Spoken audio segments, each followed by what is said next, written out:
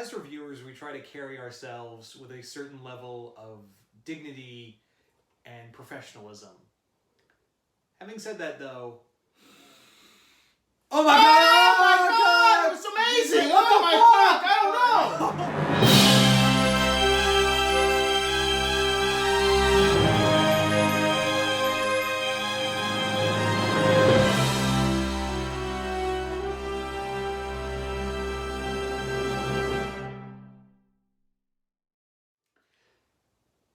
Hey everybody, welcome back to Comic Universe, the only nerd-centric thing you need in your life. And we're here to finally review a movie we thought we would never see in our lifetimes. Avengers Infinity War. Holy shit. Yeah, that's just saying it lightly. I'm still flabbergasted. I am completely and utterly exhausted. I've seen it twice now. Last night, got out the movie theater about 2:30 in the morning. Didn't go to bed till like 5:30 in the morning because of how mentally anguished and torn I was, and just kind of going over everything. And it's, you know, I get it. There's going to be some haters, and I get it. There's going to be people with some legitimate gripes about the movie, and I feel I have one or two myself. But like I said to you before, and this is really what it all really breaks down to it. It's one thing to see your favorite characters and die on a panel, you know, or get hurt, or even fight on a panel. It's a lot different to actually witness it. And I get it, it's not reality. I'm not crazy, but when you see some of your favorite heroes and people you've looked up to, and I get it, they're not real, but you know, since I was a kid, superheroes have been my thing, and it's just to kind of see them the way they go. And again, from the panel to them, just like you mentioned, just disappearing, to what actually happens, which we'll talk about here shortly. Yeah, we should also mention this is going to be a spoiler review. Yeah, we'll kind of start a little light. We'll try to at least, but we're definitely going to, because there's really no way to really give a complete review without going into it heavily. But again, just what actually happens to a lot of our heroes is kind of devastating. It really is when you really think about it. But I'll let you kind of go with the swing for right now. Start us off. So this movie, I guess the best place to talk about is the movie's only as good as its villain, you know, Thanos, and I think he's probably one of the best MCU. We've been seeing a trend of better MCU villains. Yeah, you definitely are correct on that. I mean, the last 4 or 5 have been pretty top notch, to be honest with you, and maybe each one seems to get better and better from the next. So it's pretty Thanos, and this might be sacrilegious to say, and I do love the Mad Titan in the comic books, but I think it's fair to say that this incarnation might be better. There may be more depth to him in the MCU and the movieverse opposed to even the comics. It might be the first time I think I've ever said that from literature to film. You know, usually it's the other way around. There's just so much more time and effort given to writing opposed to seeing it on film. And in the little bit of time we got with him, man, there's some seriously deep emotional torment that he's going through. And when there's times where you're like, he's got a freaking point. You know, he's right. Maybe the way he's going about it is wrong, but he's essentially right. You know, just like Killmonger, he's right. The world is that way, and the universe is that way. We do consume more than we have. That's why there's so many starving people out there and homeless people out there. So if there wasn't so many of us, it would be a lot easier to take care of those needy, you know? Yeah. So he's got a point. This is going to be... I've spent so much energy on this film, man, and in just 2 days, it's just really ridiculous. This movie, no movie has ever affected me the way this movie has, and it's some people may say I'm just overblowing it, but I really don't think so, man. There's never been a movie like this, man. It's just crazy. Yeah, a lot of the film in here has a lot of heart and depth. There's some humor, but I feel like it's more like, hey, to keep your spirits up because you get destroyed throughout this film. It's really cool. One of the big factors of this is seeing finally the Avengers and the Guardians teaming up. Right. And how it kind of plays out and how they do the team up is really cool, of having like it's not all the Avengers, meaning all the Guardians. Right. It's not like, let's all get together. Oh, you, and you go do this. You, and you go do that. And that's actually how I thought it was going to be. Yeah. I thought everyone would get together and they'd split off in their own Scooby-Doo groups, as they do. And shenanigans happen. But no, it's more like it's organically done. It's realistic and as realistic as an infinity gauntlet that can control everything. It can be. It was pretty realistic in the fact of, oh, this guy's with this guy, let's go do this. And just by look at the draw, they're kind of all on the same page, So it was pretty cool. Just from the very beginning of this film, when we lose our first character. Yeah, this movie since I guess we'll go deeper in a little spoilers. Loki and Heimdall. Yeah, they're our first two victims, and not to mention we apparently lose Valkyrie. It's mentioned. We clearly lose everybody on this ship because they're floating around in space, and the only one that seems to be moving around is Thor. Yeah. So Valkyrie, what's his name? Korg. Meek. What's his name? The dueling wielding machine gun god from Ragnarok. Well, he died in Ragnarok. He didn't jump on the ship? No. Oh, okay. Scratch that. Forgot. Anyway, was it the wolf that got him? Was it Fanmare? I don't remember. Whatever, doesn't matter. Yeah. But we lose basically everybody. Thor is essentially now the last Asgardian. Yeah, and it's pretty interesting because the movie kind of starts off with us getting this monologue, basically, being told how great Thanos is and how lucky they are to be dying, at the hands of him. And Loki kind of seems to be stepping up, and at first you're like, oh, he's just going to give it up to save his brother. And then he's like, nope. And I love the line. It was great. Yeah, and we have a Hulk. We have a Hulk. And boom, Hulk. And he is straight up trashing Thanos. And Thanos, you could tell he's probably never been hit like that. Yeah, and then he's like, oh, okay. And then he just kind of cracks his neck, and in a few punches, I mean, we're talking 4 or 5 maybe max, he just knocks the shit. He essentially took his dick out and beat Hulk with it. Yeah. We're not gonna bleep out. There's just too much emotion on this video for me to go through. That's the movie on a whole. Thanos takes his dick out and beats the Marvel Universe with it. Yeah, pretty much. I mean, he just beats Hulk to a point where Hulk refuses to come out again. So he basically retreats back into Banner, and it's like, no, I was embarrassed. I'm the strongest there is, and apparently he's not. So he just can't deal with that, and he just never comes back out in the film. So, if you've seen, again, if you're still here and you don't care about the spoilers, obviously.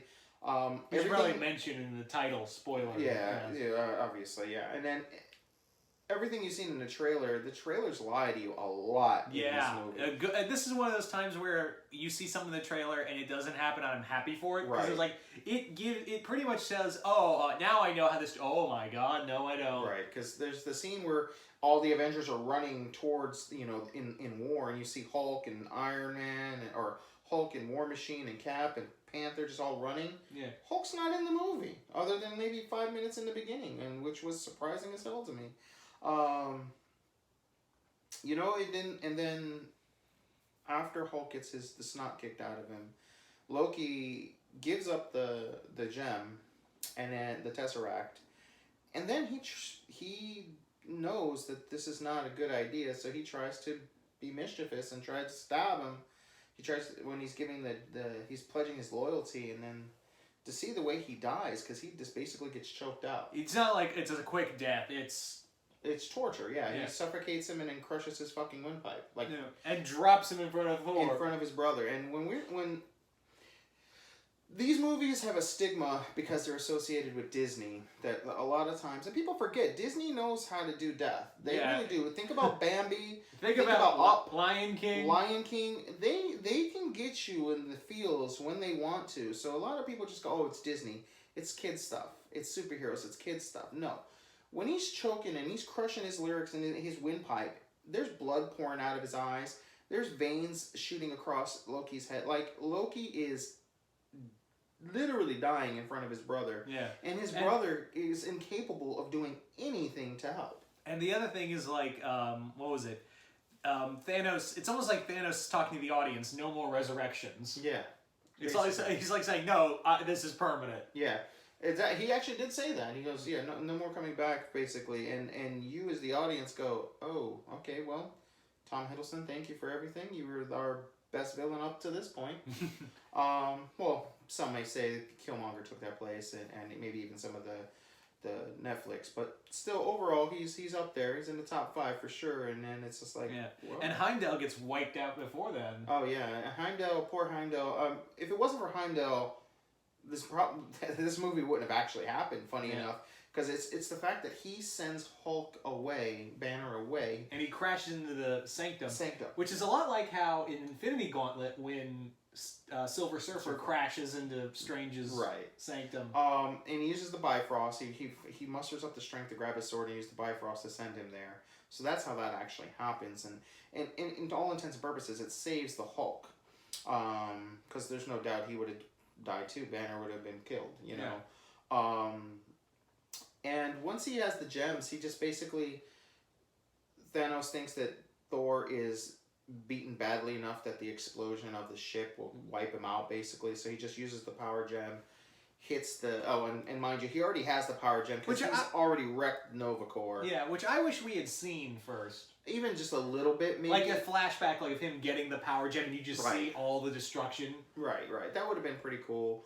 Although it would have it easily could have added another half an hour to this movie if they had played any of that out. So part of me is glad it wasn't there, but I would have sat through it. I'm not gonna lie. I would have sat through 5 hours of this film. I really would have. Yeah, because I prefer show than tell. Yeah, me too. I do. I mean, I'm definitely, especially when you waited so long to kind of see this. Yeah. And, you know, one more thing I just want to kind of quickly jump on. I've already seen online where people are like, oh, I've waited 10 years for this. And they're like, no, you haven't. You've only waited 6. Listen, man, I've been waiting my whole life for this. That's the bottom line. Like, I am a comic book fan. I never thought I'd ever see a comic book movie worthy enough to go to the movie theaters to see, let alone... And to have it last for 10 years. Right, let alone, you know, even the worst, like Dolph Lundgren's Punisher, as a kid, I thought was great. You know, obviously, as I grown up, I realized that it's not that good of a movie. But I never thought I'd go to the movie theater as a kid to go see a superhero movie. I just didn't think it was possible because how cheesy the made-for-video ones that I saw as a kid. So the fact that this movie exists is fantastic, and I waited 20 plus years for this film, regardless 6 or 10. So let's scratch that off the board.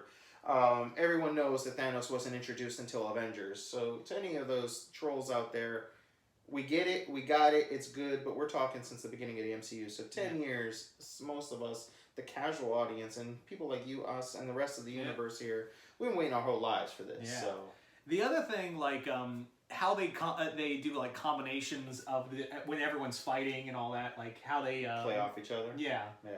And it was really neat because sometimes I'm really a fan of like seeing odd team ups, like Thor hanging out with Rocket and Groot. That's really cool. Yeah, like who would have thought that? Yeah, or Drax, Mantis, and Star-Lord hanging out with Spider-Man, Strange, and Iron Man, and they're all on Titan together.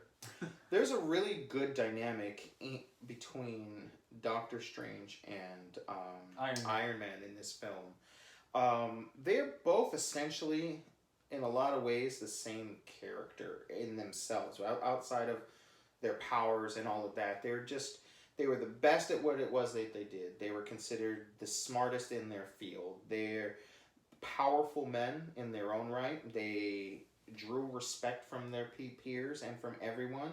And in a lot of ways, granted, Iron Man has grown a lot more than the Doctor has, but they were arrogant, you know. So they are in a lot of ways the same, and you see that when they're talking to each other. They're basically telling each other, look, if I mean saving you or saving the gem, your ass is screwed. I'm not picking you.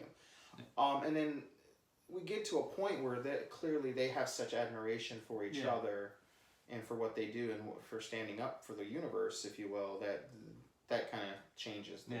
The other thing is with Spider-Man is it's really cool to see him hang out more with Iron Man because it's technically his father figure, really. Like he's got he's mentally kind of clinging onto that, and for better or worse, you definitely get that emotion from them. Yeah, that he's kind of who he looks up to and who he strives to be like. And another really awesome thing about this, and I thought after Iron Man, and it's one of the only, in my opinion, good things about Iron Man 3. That's my personal and my least favorite Marvel movie. And not that it's really all that bad, it's just I hated the way they treated the Mandarin, and I know they tried to retcon it, but that's really what my biggest beef is. But one of my favorite things about that was the idea that the post-traumatic stress, this dealing with Tony's idea of how small and insignificant, you know, we are in this universe compared to everything else. And you see it again, like he wants to take the fight to Thanos. It comes back, and he's like, you know, for 6 years. 6 years, he says, because you've basically been in my mind. You're the bane of my existence. You caused me feeling like I'm this big, basically. Yeah. And so it's really cool how that comes around. The only thing I get it. He's all knowing. It's freaking Thanos.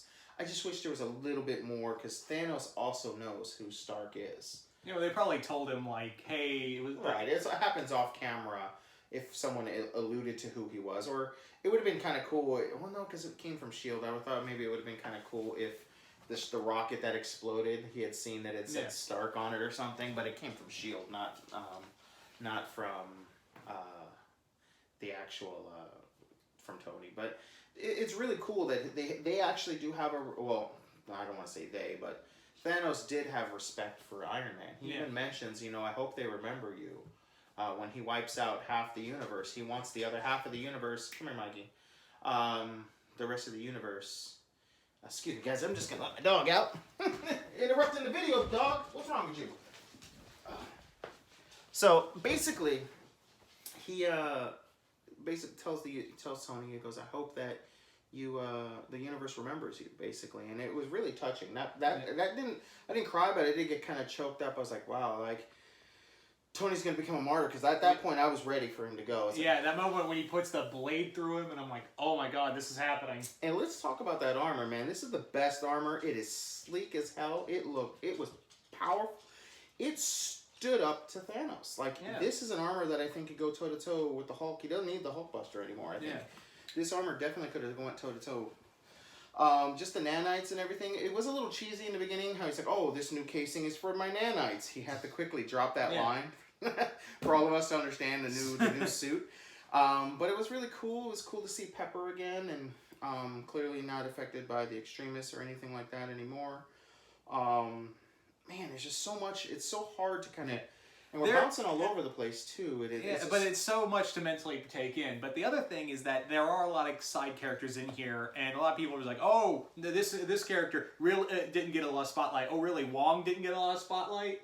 Because if you guys didn't notice, he says that the Sanctum's no longer protected, and Dormammu's still out there. Right, exactly. So he has to go back. It made sense. And I think he did get his fair share. Like, he's the reason why Cole Obsidian loses his arm. You know, I mean, it's not like he doesn't do anything. Exactly, and it was awesome in the fight between him and Ebony Maw. Yeah. Okay, where like when he throws the rocks and Strange opens up his portal to suck it in, and then he opened up the other portal to blow it back out at him. It was like I think he had a good fair. I mean, for who he is, let's be honest. He's not an Avenger. Yeah. You know, he probably, honestly, he probably got more play in the movie than any comic book he's ever been a part of. So let's just be honest here. So to anyone using that, I think they're just being petty, to be honest with you. Suri doesn't get a lot, but it's like, it's not her, sadly, it's not her movie. It's not her movie, yeah, you're right. But we also do see the importance of her, because she's the one who tries to save Vision. But she also puts Banner in his place. And I don't want to say place, that's a little wrong. But she's like, well, why didn't... We could have avoided all this if you had just done this. And she goes, why didn't you do this? And it's technical mumbo-jumbo, basically saying how they could have designed Vision to not necessarily need the Mind Stone. And he goes, well, we just didn't think of it. And she just looks at him like, you idiots. You've doomed our sky. Yeah, because of your little foresight, you know, not being able to see it. Wakanda's going to get burned to the ground. Right, exactly. So she has her, I mean, that's in such a grand scale for her to have that moment to basically look at one of the universe's smartest people. And say, you're a friggin' idiot. And we all know it was Banner and Stark. So both of them, even though Stark wasn't in the scene, she's like, both of you morons are morons. Yeah. Essentially, as smart as you are, you're morons. Yeah. The other thing is, there is that epic scene of, seeing Scarlet Witch, Black Widow, and Okoye all united, and I was like, the women, all we need is Carol, we got the women of Marvel right here. Oh, yeah. And I was... well, Wasp, too, but, Right. There are some people saying that this is a really macho movie, and the girls don't get enough play, and they're delegated as, like, side characters and side jobs and things like that. There's a slight point to that. But unfortunately, none of them, not just even in the universe, even in comic books, the women in comic books aren't in the forefront as much as they should be. Let's just be honest. Yeah. So there is a point to that. I will concede to that. But again, what they are given, and there were people cheering in my theater, when the three of them got to take on Proxima. When it was just the two of them, I literally sat up on my seat, like, oh, now we go. And when Okoye shows up, yeah, I was like, oh man, this is fantastic. And even when oh man, there's just so much. In the beginning, when they first show up, when they're fighting and they're about to take, or not the beginning, but when you first see Proxima Midnight and Corvus, they're there and they stab Vision through the chest, and you think it's all over right then and there for him, and because that's the scene in the commercial where they stick the glaive to his gem, and you think that's the part where it's going to be ripped out. Man, you see Scarlet, she just goes ham, and she just freaking, she's like, screw you guys, like, but she's also trying to get her man, lack of a better term, out of there as well. Yeah, because he's mortally wounded. So she knocks the two of them around like crazy. Like, boom, she's knocking them left and right. And then my boy Cap shows up. And Proxima's sitting there looking through the train. And she's just looking. And there's that silhouette. And we all knew who it was. And we're just like, it's on now. And, dude, Cap gets in there and just beats the snot out of her. And I was like, this is so great. Yeah. Like, do you want to talk real quick about the Black Order? Yeah, because I think that might be the biggest detriment to the film. But detriment is a harsh word. I think we all, like you had said, they're mini bosses. Mini bosses. I mean, anyone who expected more is just really. I mean, they're basically, if you think in terms of Power Rangers, they were all essentially Goldar. That's what they were. They were the head honcho before the head honcho, if you will. Yeah. Only real beefs that I have, and I'd mentioned this to you, is that I think they put Ebony Maw as like the leader of the Black Order. Yeah, instead of Corvus. Which I think Ebony was great. I think he was portrayed fantastically. He was perfect in my opinion. I just think that they focused too much and it made it seem like he was the leader and the spokesman of the group, and Corvus was just kind of the runt of the litter. And I think that even if Ebony was going to be the top guy, I don't think Corvus just should have been the runt of the litter, because he was barely even shown. Yeah, and the other thing is, like, if you've read Infinity and following the stuff with Corvus, Corvus is like immortal. He's the real leader of the Black Order. Right. And he's kind of like the Starscream of it, where he's always trying to, like, undermine Thanos. Right. He's basically waiting for his opportunity to become the guy, if you will, the one in charge. But in here, it's more like, I'm just the last boss fight. Mini boss fight, really. And he was literally the one portrayed the least. Like, you saw everyone more. Everyone had more speaking. Everyone. Even, what's his name? Cole. Cole, Well, Cole had like an alien language. Yeah, but he wasn't necessarily speaking, but he was portrayed. He had like 3 fight scenes. Yeah. Like, he was portrayed where that was the biggest downfall. I was just like, oh man, there's such a missed opportunity to, even if he didn't die, or because technically he can't die as long as he has his blade, but it's just a missed opportunity for something maybe in the future for them to touch on. Like you said, him trying to be Starscream and undermined, and maybe he could have been the next, not necessarily big bad of everything, but he could have led his own movie, with them, but he could have been like a villain in Guardians or something. Right, exactly. Maybe he didn't die after defeating Thanos. He finds one of the gems, or just he's putting together another army, and they gotta stop. Whatever the case may be. It was also cool to see the Outriders as an army. Like, oh, you think the Chitauri are gonna show? Nope, it's the Outriders. And they were vicious, and it was intense. And you saw, To anyone who doesn't know what they really are, they're kind of just basically mindless beasts, and they basically, once they get their victim, they absorb their thoughts, energy, basically everything, all of your knowledge, and bring that they're back. more like, instead of they're like the scouts for Thanos. Right, but they also, they'll take the thoughts of their victims and bring it back to Thanos and basically transmit everything back to him, and then basically they rip off the head and they transmit everything back. So they're just there to scout out everything, be foot soldiers, and obtain information and bring it back to Thanos, and then be killed, essentially. Yeah. And, it is interesting that they use the Outriders instead of the Chitauri again, but well, we did get a Chitauri, the Doctor. Yeah. That was kind of cool. Because I've always wondered, like, because I knew from the commercial we knew the Outriders were going to be there. So I was like, well, what happened to the? Oh, we also get them in the flashbacks. So I always thought that maybe they would show back up, and I always wonder, and I still kind of wonder why, in that invasion we didn't see some more, Leviathans floating around. That would have made it a little more epic, but maybe my mind would have exploded if they... Yeah. Like, maybe they just wanted to bring... my thing is, like, maybe they didn't want to bring a whole army with... Actually, like, I guess the Chitauri were deep in space with Thanos and couldn't get there in time, so I guess Proxima and Cull only had, like, an X amount of soldiers with them. And we say X amount, that's still a lot. Yeah. I know we're going all over the place, and if once you watch it, you'll understand everywhere we're going. It's just this is the only way to really process it. It's in pieces, and it may not necessarily all fit together. There's just like, all right, so let's go ahead and get into something I know we all want to know. Like, is there anything about it that is not as great as we're putting it out there?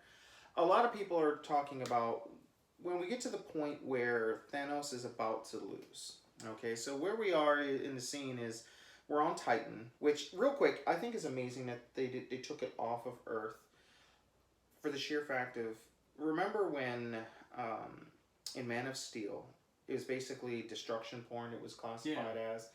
A lot of people, I'm sure, had the same idea, thinking that that's what was going to happen with this movie. Yeah. And we already got New York City destroyed in the first Avengers, so I think it would have been redundant.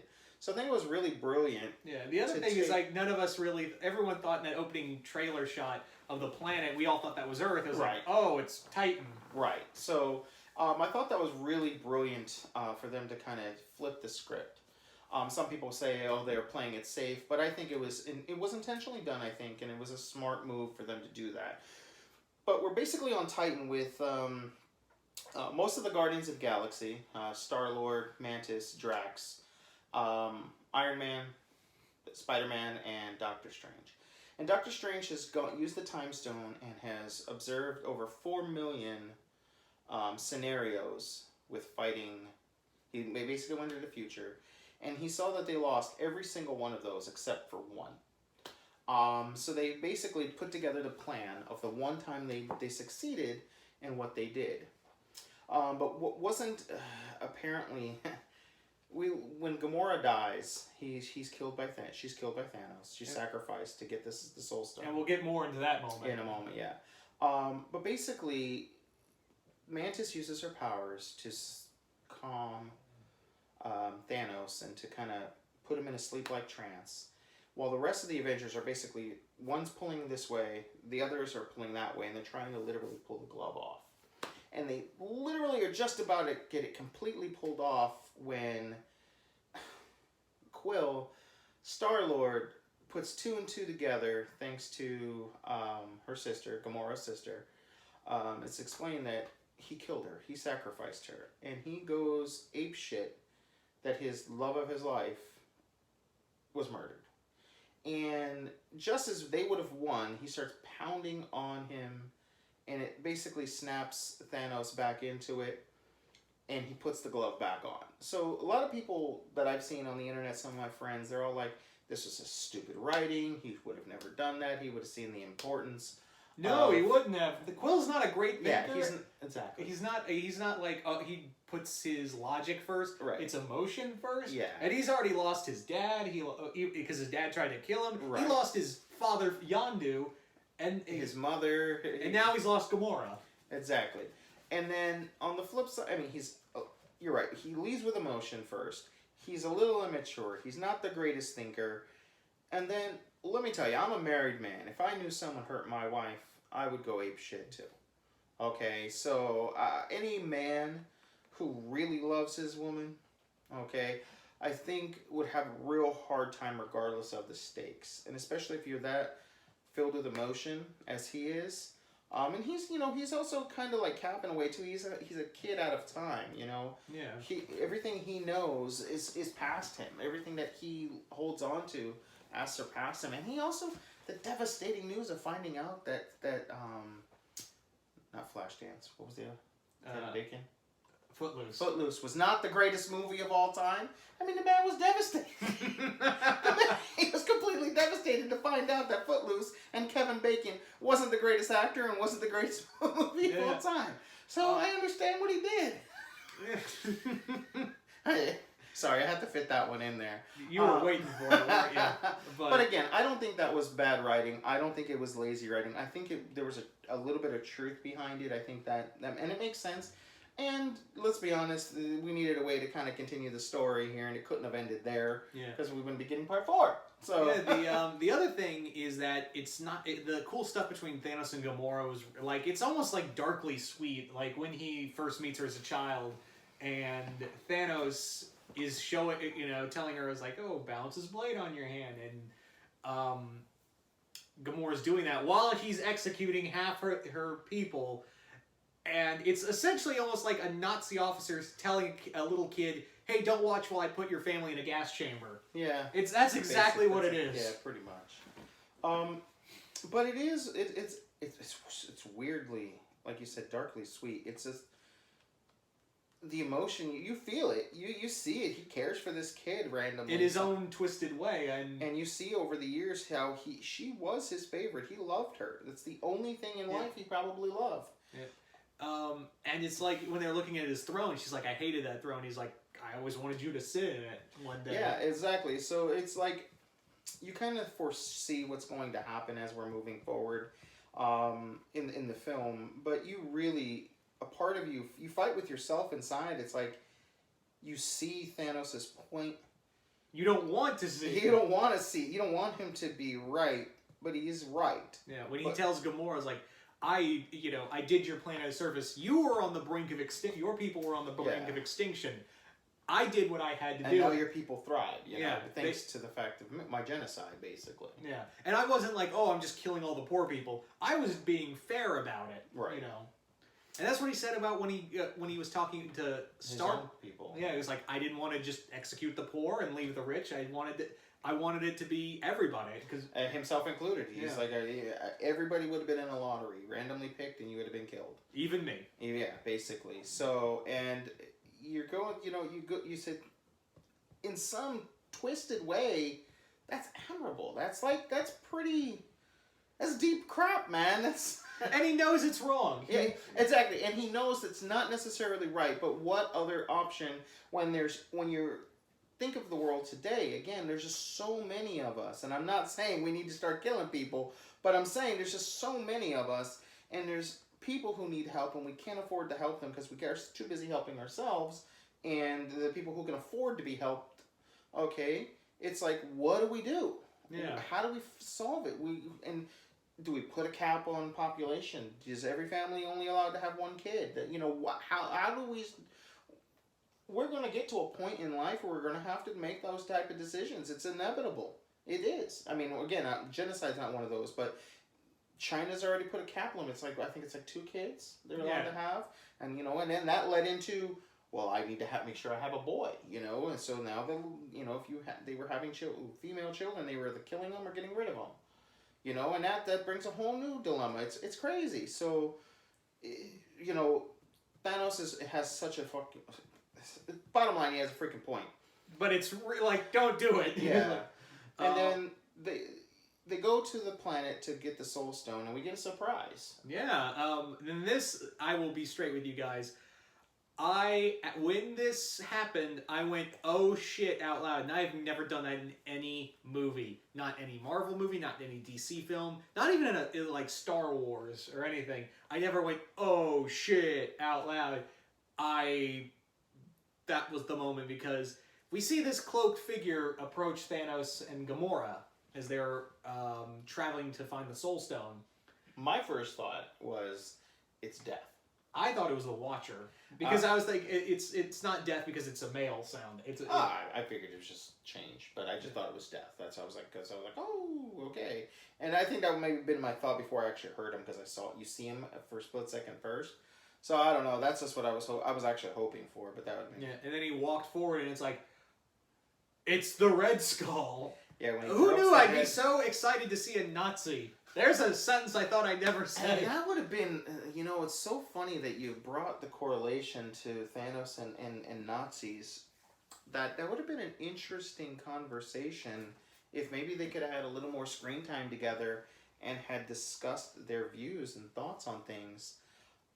Maybe that could have given Thanos maybe just a split second of weakness. Yeah. And I think that would have been kind of another good way to kind of build more on him. But and while we don't see like the full extent of the Soul Stone's power, I think it was more of a representation of this is the point of no return. Yeah, basically. You get this stone, there is no going back. Right, and it has such a deep connection. Anyone who knows that, I mean, the Soul Stone is the granddaddy of the stones. It ties all of them together. It has its own universe within it, essentially the Soulverse, Soul World, whatever you want to call it. It has such a big connection to Adam Warlock. So I think it's still going to be the biggest stone. Yeah, and I guarantee you we're going to see that like again in a future film. And I'm pretty sure that's when everyone goes, what happens to them. I'm pretty sure that's what happens. That's how they escape it, that they didn't die. They end up in that universe. Yeah. It's just so, and the way to get the stone basically is a sacrifice. Yeah. You have to give up what you love most in order to get it. So basically a soul for a soul. And the other thing is why it's Red Skull who's still there is that he never loved anything, and that's why he was. And I guess you could say like the stone, his quest was brought to an end because of that, and now he's just here. He's just stuck here. Yeah, he's basically there, can't do nothing about it, and he just kind of overwatches it. He's like. And he's kind of accepted the fact that he doesn't love anything enough and has nothing to sacrifice in order to get the stone. And so Thanos puts two and two together and he understands what he has to do. And Gamora laughs at him because she thinks there's nothing in the universe. She's like, the universe just spat in your face. She goes, you all this time and you got to a screeching halt because you love nothing. You care for nothing. And he turns around and he's crying. And she's like, really? Crying because you can't win? And then she puts two and two together. He's like, that's not fair. And she's like, then she realized he genuinely does love her. And she just doesn't understand. I think in her mind, now it's like, because I think to a certain degree she loved him too. Especially when you see like... Earlier when she thought she killed him, she grieved kind of. Yeah, when he's whole eyes like, why? And she's crying. Right. And Thanos said, I didn't think you'd actually care. Right, exactly. So yeah, and then she basically gets thrown off a mountain, and it's a done deal because the back of her head is basically split open because there's green blood everywhere. Right. And he gets the Soul Stone. He's like, right, and it was really touching to see him cry. Yeah. Like I don't know, man. To really understand this son of a bitch here, okay. And then to see him cry, again, it'd be one thing if I saw that on a panel, dude. It wouldn't have been the same. But to see him actually have tears flowing, you're just like... Yeah. And again, it just shows like Josh Brolin was so good in this role. Yeah, I mean, I can't... And I can't wait to see him in Cable in 2 weeks. Yeah, and I was dead set against him being Cable, to be honest, especially since he was already Thanos. Dude can do no wrong in my book right now. I think he's right up there with our Robert Downey in terms of like just performances that blew my mind. That just like I'm a fan now for life. This guy's awesome. I didn't think about it. But I was like, oh yeah, Josh Brolin's in another comic book movie 2 weeks away from now, which is crazy in on itself. But yeah, I mean, again, man, we can make this video 4 hours long, guys. But long story short, we also get another. A little pet peeve of mine. It was the Reality Stone. I'm not going there yet. I was about to say, I know where you're going. No, I'll save that at the end. I know that most of the world is going to be against me on this one, but I want you guys to hear my point before you judge me. But before we go, there's the Reality Stone. And it's the stone that's probably the most confusing in the MCU, the ether, the aether, whatever you want to call it, the red mist, if you will, that changes everything. Okay, so in the comic books, it just basically, you can control reality like that, right? And you kind of can do that with this too. But it seems like when he disappears, maybe the effects of the stone wear off.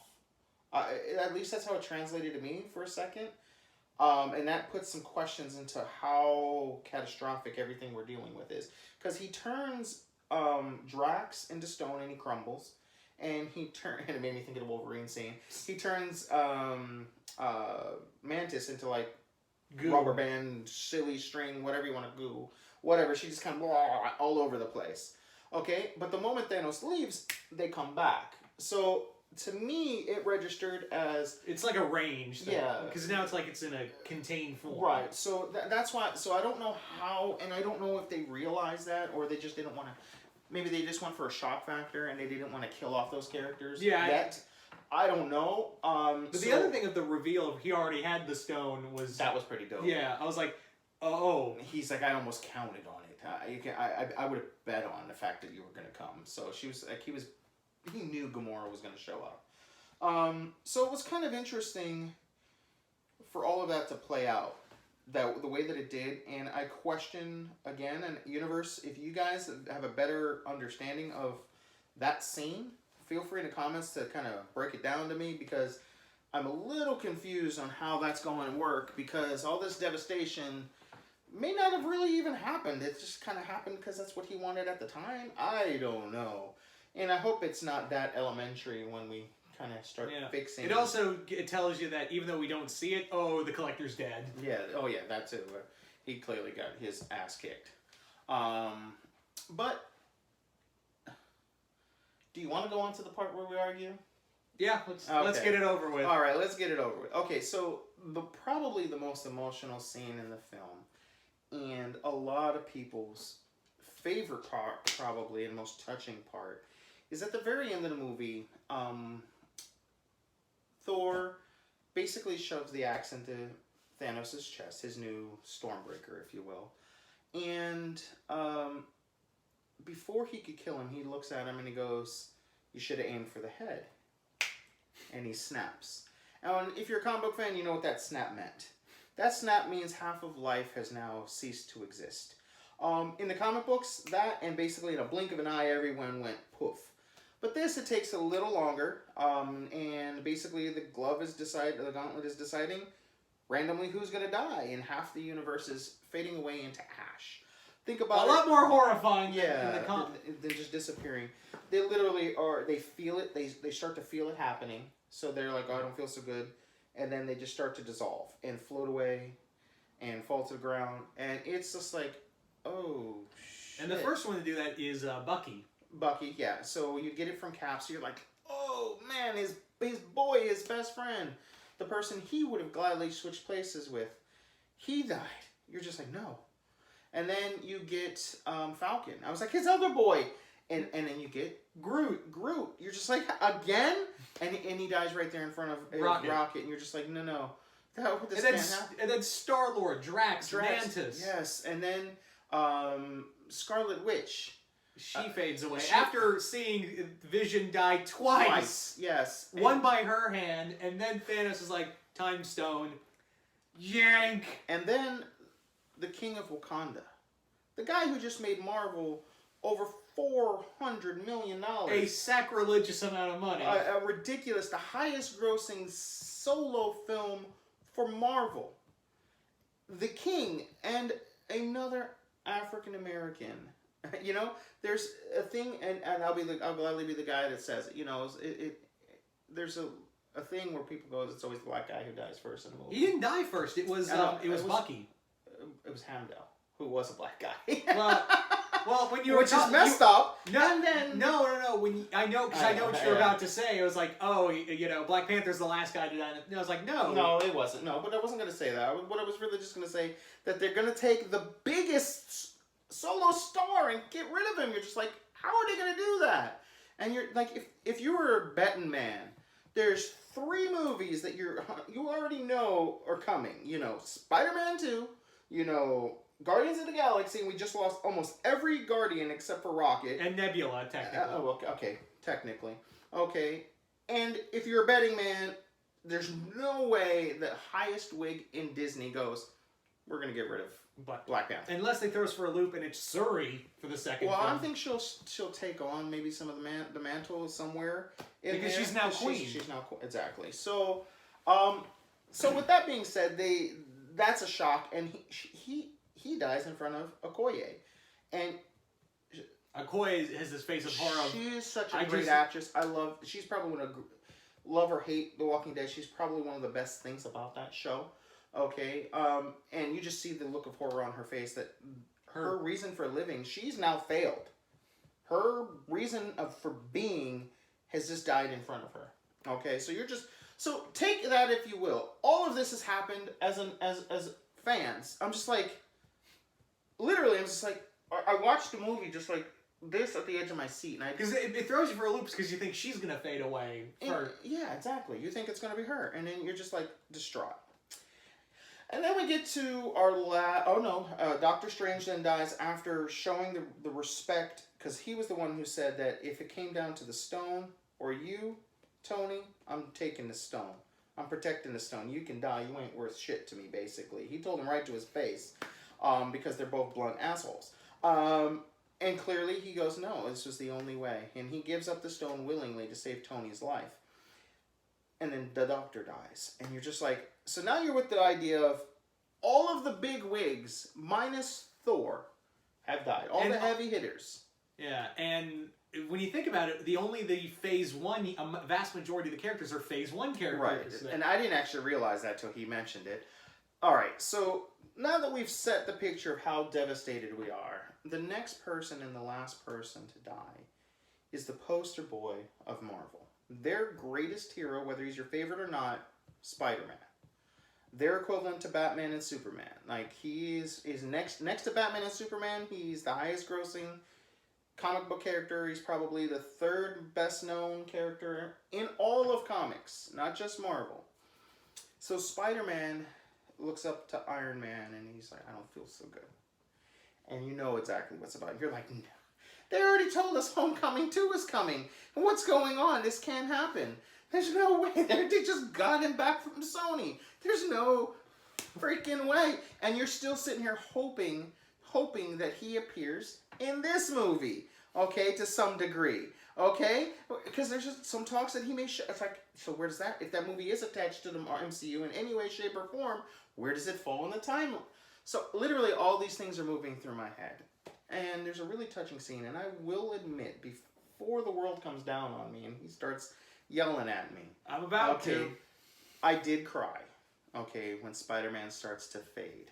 And the conversation between Spider-Man and Iron Man, I 100% understand what they were going for, respect what they went for, and I enjoyed it, especially the first time I saw it. The second time I saw it is when the criticism started to pop up in my head. And I think maybe if you see it more than once, you may understand my point a little more.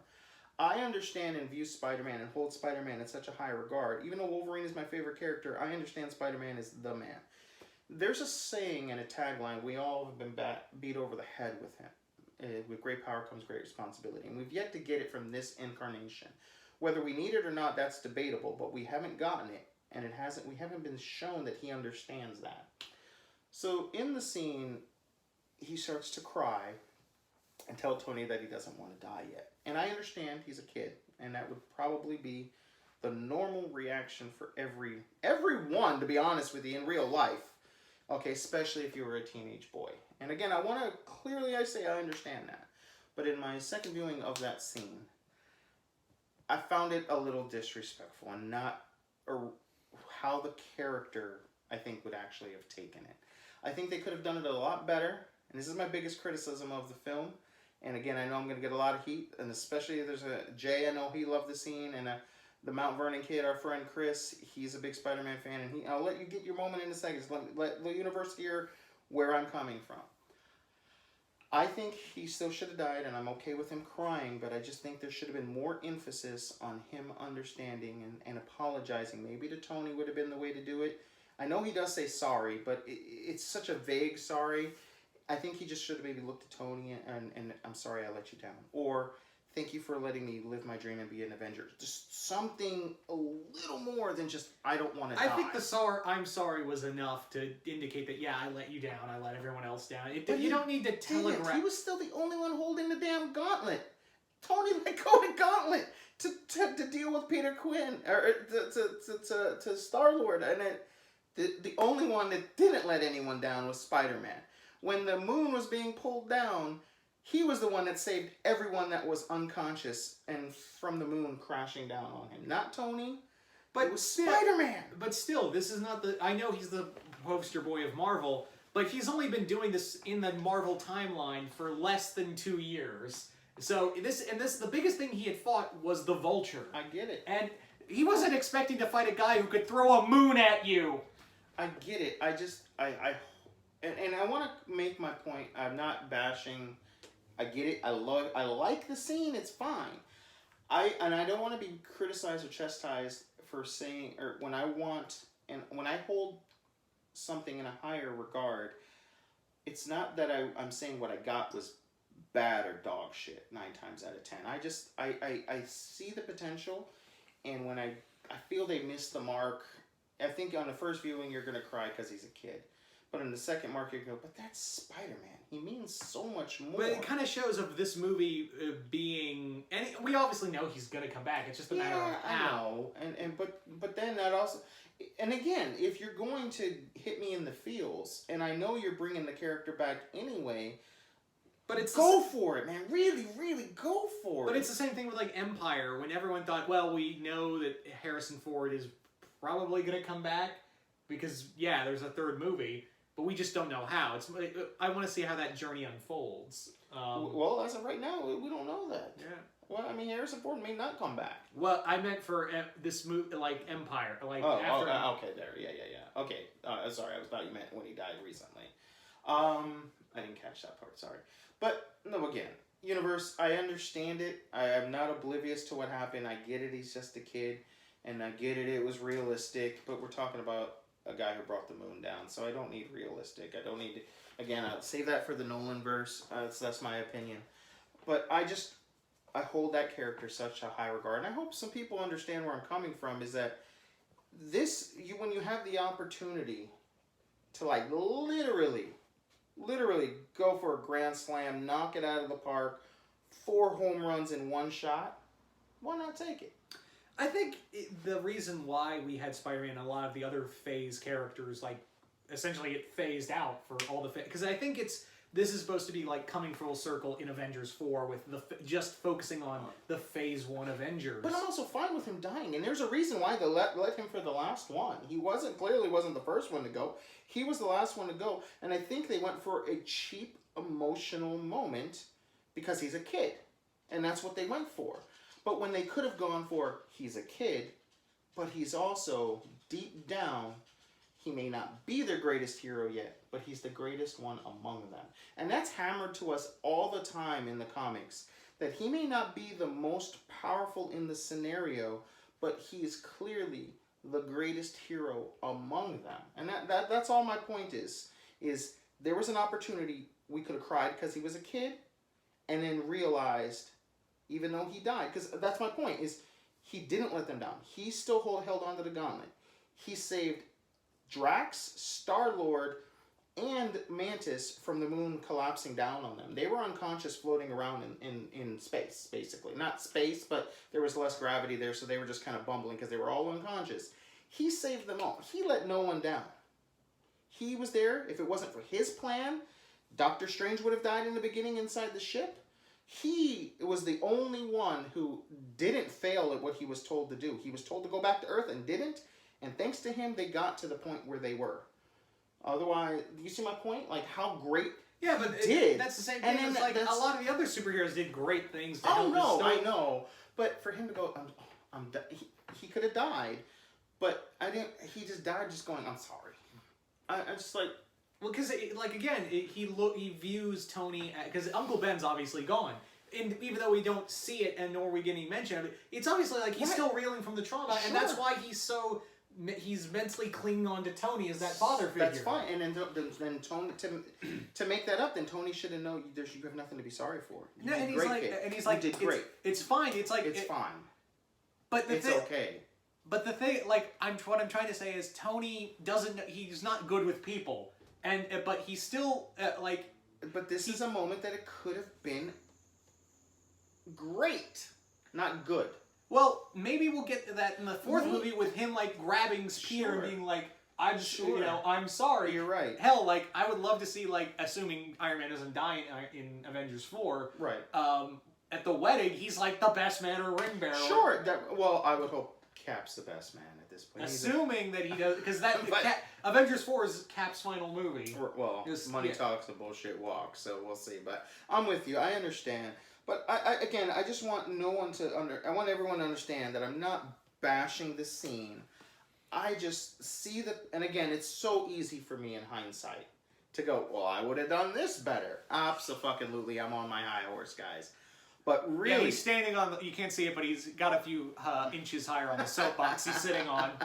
But you gotta admit, I do have some small smidgen of a point that scene, this could have been the greatest superhero moment of all time to this point. It could have been. And I think that instead of just going for the cheap feels, because he died because he's a kid, we could have gotten he died because he's a kid and so much more. You don't think there could have been more? Come on. Universe, please tell me I'm right on this Tell me I'm right, yes, you know. You think just him dying and him crying because he's a kid is enough? Come on, it's Spider-Man. Give the damn guy some credit. They fought tooth and nail to get him from Sony. And this is what they do to him. I'm okay with him dying. I'm okay with him crying. I'm okay with Tony letting him die. Not that there was much he could have done, but there could have been so much more in hindsight, is all I'm saying. Yeah. But I guess for last minute, because we're obviously going to be drawn, so you will let you We're guys... going on an hour on this video. You guys probably won't even get to this point. Yeah. Among other things, like Peter Dinklage showing up, like that was really cool. Just real quick. I mean, a lot of people... tallest midget you've ever seen, whatever you want to call him, the tallest dwarf. That's what they called him in the movie. The tallest dwarf you've ever seen in your life. Yeah. And it's interesting because when you think about it, for the most part, Chris Hemsworth had to work around 3 CGI characters because obviously how they made Peter Dinklage, you know, he had to work his ass off around CGI characters that weren't there. That speaks to a lot of his acting, actually. Now that I think about it, you're right. Yeah. That's great. You know, there's one other missed part with the whole Dinklage thing that I think kind of been really cool because you know how his hands were kind of turned into stone. Or not, well, metal, whatever you want. Metal melted on him. Into his hands, so he couldn't forge anymore. How awesome would it have been, since obviously you have to hammer things anyway, just to see him sacrificing his hands even further to make how powerful. I think that would have been a really cool scene. Well, Groot did the same. Well, Groot kind of did that by. But I just meant forging the blade part. Like he could have sacrificed, and then there could have been this whole moment now that Thor's unconscious. He sacrificed his hands even further. Like they could have been all more damaged up, and he'll never be able to do that at least again. And then there would have been a whole like, oh my god, the dude just sacrificed his hands even more, and now Thor's about to die, and then the blades have to get together. Then Groot sacrifices a part of him, and that would have just, I think, again, in hindsight, on my high horse, could have made that scene so much better. But it still was freaking awesome. Yeah. And again, like, no, I love it when Thor shows up with Groot and Rocket on Wakanda. No one's like, oh my god, it's a talking raccoon and a tree man. Everyone's like, okay, it's a raccoon and a tree man. And they're helping us. Let's just go with it. Are they shooting at us? No. Are they shooting at the bad guys? Yeah. Fuck it. Just get him. And there's a great scene between Bucky and it's a scene I wanted. Go ahead if you wanted to go. Yeah, where Bucky is holding Rocket up and they're running around shooting in a circle, and he's like, "Hey, I want that gun." No, it's my gun. What about that arm? He's like, "How much for the gun?" He goes, "It's not for sale." He goes, "Okay, how much for that arm?" He goes, "That's not for sale." He goes, "I'm gonna get that arm." That's exactly what. And a lot of people have made memes of that. I was like, "I'm gonna need that guy's arm." Well, we kind of got that. Right. It was fantastic, and we also Thor gets a replacement eye. Apparently, Rocket smuggled a dude's eye in his anus at some point in the past. Yeah. So Thor shoves some anus eyeball in his head, and the next scene he goes, I don't know if this is working, it's really dark, and he goes, that's not why it's dark. I was like, oh god, he's got shit in his eye. But no, it was pretty funny, and of course anything you get from Rocket is just... Yeah, and there's some actually great moments where he's like, where Thor thinks he's the captain. Yeah, and he's like, clearly you're the one with the sense around here. And when he's talking to Thor at the end, and because Thor is like still trying to mentally process the extinction, and he keeps calling him a rabbit, which is pretty funny. Yeah, he's trying to like mentally process the entire extinction of his people, essentially. And he's just sitting there like, hey, you want to talk about it? And he's like, oh yeah, my brother died in front of me, my dad's dead, my mom was killed by a dark elf, and yeah, like you can tell like he's about to crack. Right, and it's kind of cool because you see Rocket kind of go, well, I guess it's time to be the captain, and he steps up and he actually goes and he talks to, and he, since the last movie, he understands that he has some emotional baggage. So it's kind of speaks volumes for the character, even though it's a very small and quick scene, and it's easy to overlook. But when rethinking about it, he stepped up as the captain, talked to him, and let him vent enough, probably, to be able to carry on just enough to get his weapon back. Because he's like, actually like, what more can you take from me, really? Right, exactly. But Stormbreaker. We get Stormbreaker, not the traditional Stormbreaker, and or who actually owns it. Yeah, which I'm still hoping one day we get. Since we've gotten some. Well, it could be, assuming that Thor dies in Avengers 4 as well. Could it be that hammer, now that the Asgardians are gone, that hammer's left behind, or floating out in space somewhere, and Beta Ray Bill finds it? Yeah, I mean, it could be any number of things, but I do hope that Beta Ray Bill, I mean, he's a good nut. He's a very weird character to look at, but so's Thanos. Yeah. So,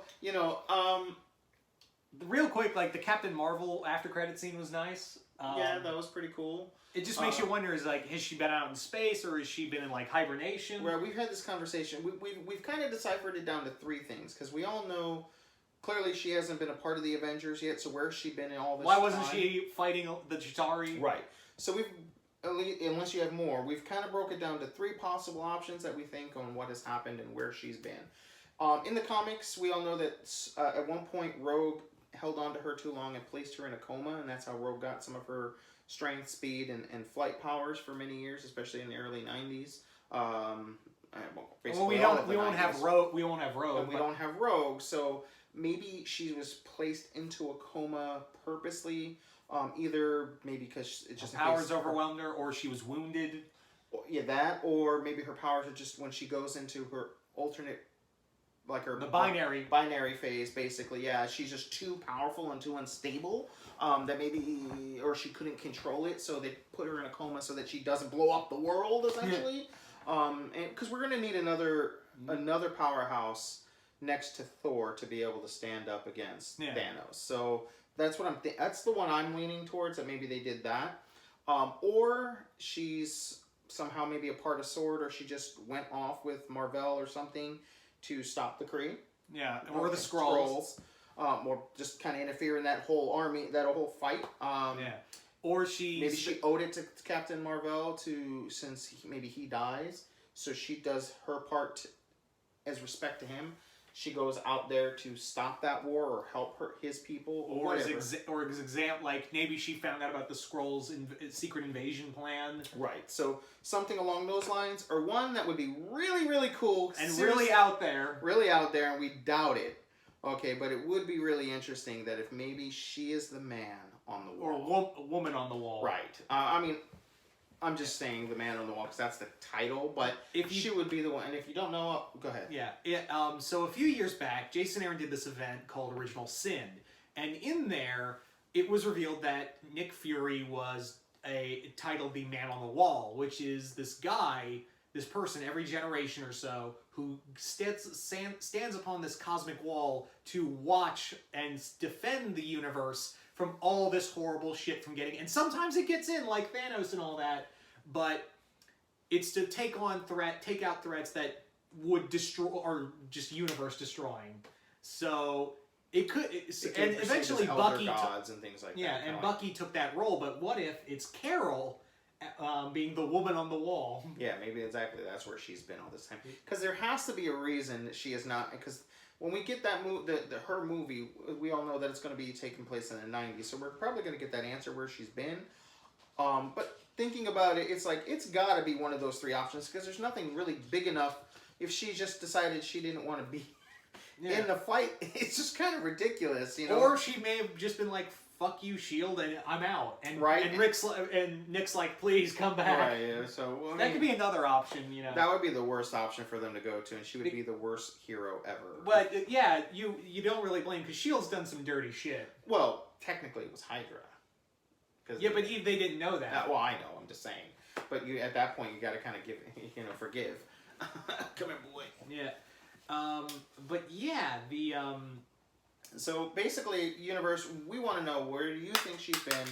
What has been the outcome of that? Why she hasn't been there, and how that's going to be explained to us? Yeah, and how and what do you think is going to happen in Avengers 4? Because all our theories are thrown out the window now, and I don't even because they said Ant-Man and the Wasp is going to take place simultaneously during event. So it's going to be so sad if after the snap. At the end of the film, it was like, yeah, we saved the day, Wasp, and what's happening to my daughter? What? She's fading away, yeah. So and I was thinking, because they're talking about casting a teenage actress, what if when they bring everyone back, something happened with her, and now she's older? Because there is, Young Avengers talk, and now that Vision and Scarlet Witch were a thing, does it give credence for, Scarlet Witch having speed and Wiccan?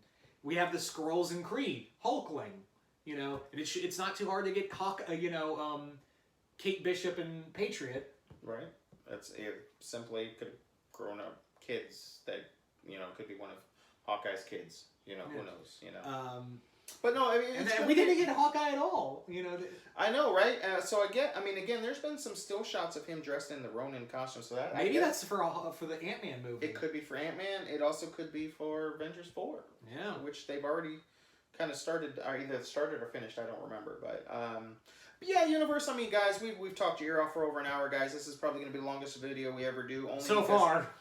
I can't see us doing much more than this, but this movie was so big, it kind of had to be this way to really allow us to get it off of our chests. Hopefully, you guys stuck around, and if you did, let us know what your thoughts are. If any of us had points, especially with that Spider-Man issue.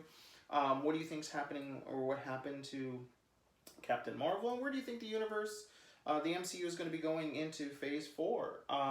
Please let us know in the comments below. Don't forget to like and share and subscribe to the video. Click the notification bell to be part of the notification squad, guys. And yeah, once again, see you once more in the universe.